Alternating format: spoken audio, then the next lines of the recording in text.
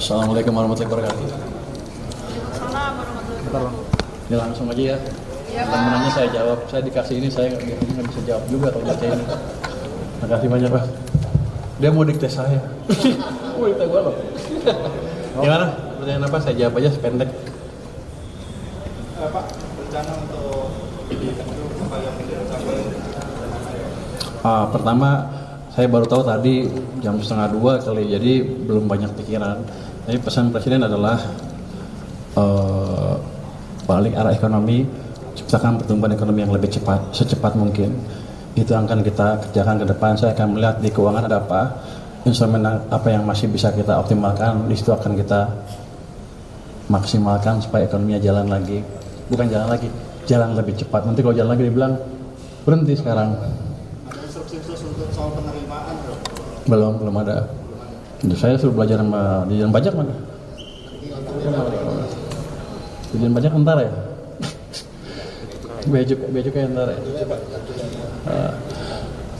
Nggak ada, cuman basically saya akan lihat seperti apa intinya. Cuman kalau Anda lihat, ya hanya kalau yang konstan apa? Tax ratio kan konstan, tax per PDB. Let's say kita nggak bisa rubah dalam waktu dekat. Ya untuk meningkatkan tax ya kita percepat pertumbuhan ekonominya. Kira-kira begitu. Ada yang ingin disampaikan ke pasar nggak? Pasalnya tadi IHSG sama UIA sempat ngedrop pas pengumuman soal itu. Mungkin pasar nggak tahu, saya orang pasar. Saya di pasar berapa sih? Iya sejak tahun 2000. Pak 15 tahun lebih. Teman Pak Anggito dulu dimarah-marahin Pak Anggito karena dia majikan dulu. Saya di pasar. Tapi saya udah kenal pasar cukup lama. Di sini juga tim cukup kuat. Pak Anggito di pasar cukup lama. Pak Thomas sudah tim lama di sini. Beliau teman saya dari tahun 2000 kali ngajar di UI bareng-bareng. Jadi Pak Heru juga teman lama, ahli di bea cukai juga. Jadi kalau mau dibetulin, diperbaiki, dioptimalkan, rasanya sih kita punya instrumen yang cukup untuk memperbaiki secara bersama-sama.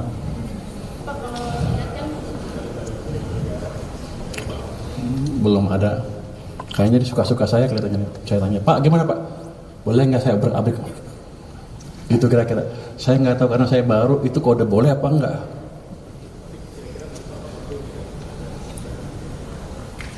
Di sini gimana?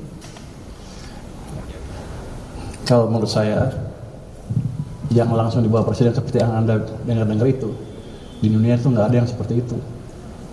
Kalau kita buat kita sendirian nanti aneh lagi.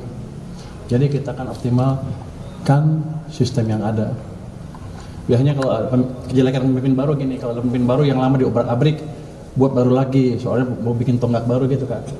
Saya nggak akan seperti itu approach-nya adalah syarat yang ada, saya optimalkan sehingga sistem bisa bekerja dengan optimal. Yang jalan-jalan, yang berhenti-berhenti kita optimalkan. Yang udah jalan kita percepat lagi.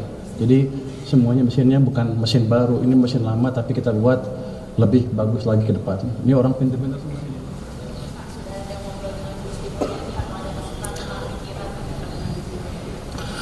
Kalau saya ketemu Sri Mulyani kan setiap KSSK 3 bulan sekali, kadang-kadang juga berapa bulan sekali ketemu ya di situ ngomongnya. Kalau untuk hari ini belum, karena saya juga baru tahu tadi jam 1 lebih. Untuk masih punya jas kalau Oke, dah ada lagi.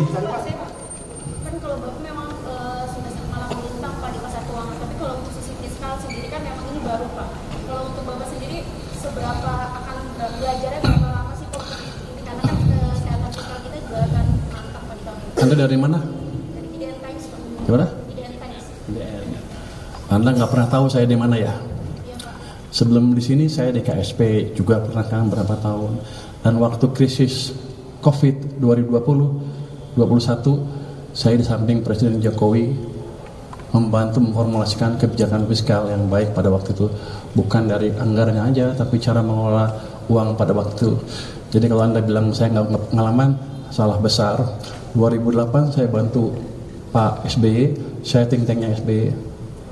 2015 saya ke KSP bantu Pak Jokowi, waktu yang melambat kita balikan dengan cepat. Habis itu saya keluar 2020-2021 mau runtuh lagi, masuk lagi ke sana.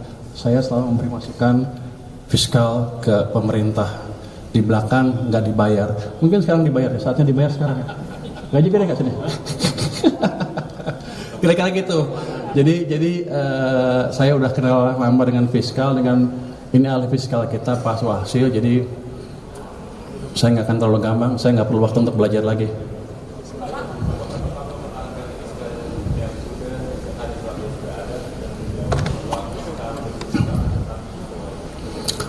Kita akan membuat fiskal mempunyai daya dorong yang optimal buat perekonomian.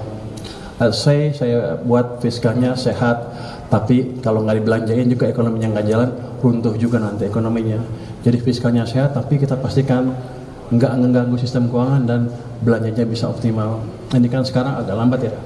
Kalau saya lihat 2 triwulan terakhir, pertumbuhan belanja pemerintahnya, triwulan 1, triwulan kedua itu negatif kan? Itu nggak tahu salahnya di mana, efisiensi apa bukan, tapi yang jelas itu memberi dampak negatif ke perekonomian karena pertumbuhannya melambat dari situ. Saya ahli fiskal, jadi saya ngerti betul fiskal yang perlu seperti apa. Anda mau belajar?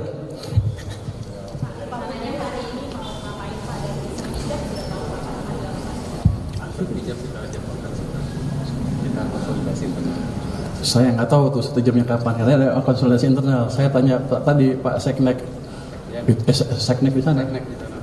Itu udah punya saya, udah punya lu katanya.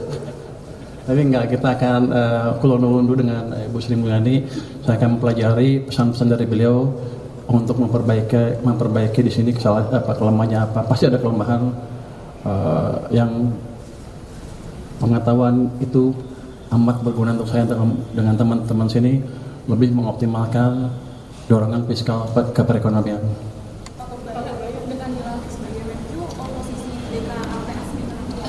Jadi saya sudah resign ketika saya dilantik jadi Menkyu.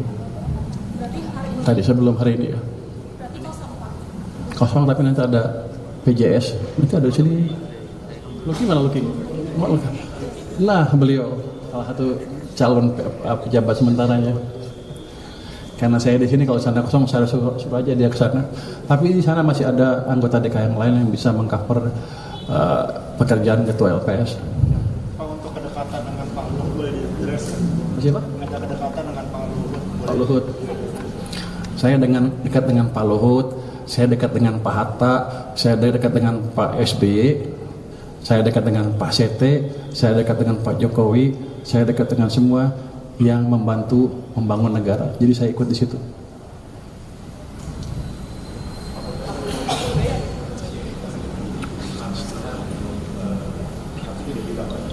Saya akan pelajari lagi seperti apa, saya belum tahu detailnya.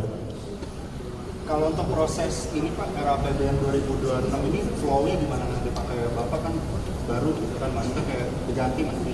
Flow-nya bakal tetap diusahakan sama atau ada sedikit kesesuaian? Ya sama lah saya pikir. Jadi maksudnya bakal langsung, soalnya mungkin September itu kan udah mulai diketok gitu. Iya, kan Menteri Keuangan kan jabatan politik yang didukung oleh politik juga. Bukan saya sendiri yang di sini, kalau saya sendiri pasti nggak mampu. Jadi saya pikir flow-nya nggak akan terlalu banyak berubah, dan anggota DPR juga sudah beberapa yang kontak dengan kami, dan saya bilang akan kerjasama memajukan negara ini bersama-sama.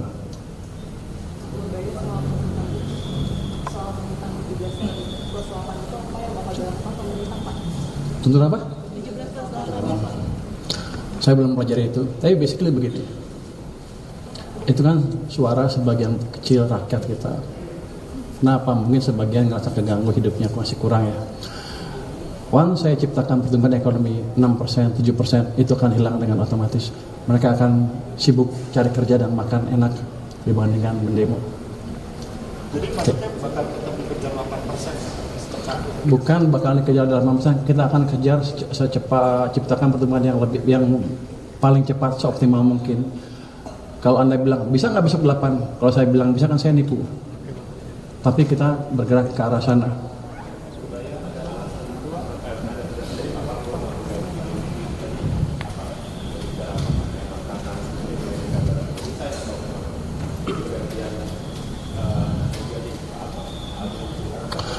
Saya nggak tahu Pak Prabowo tidak cerita sama saya, jadi itu misalnya Pak Prabowo ya.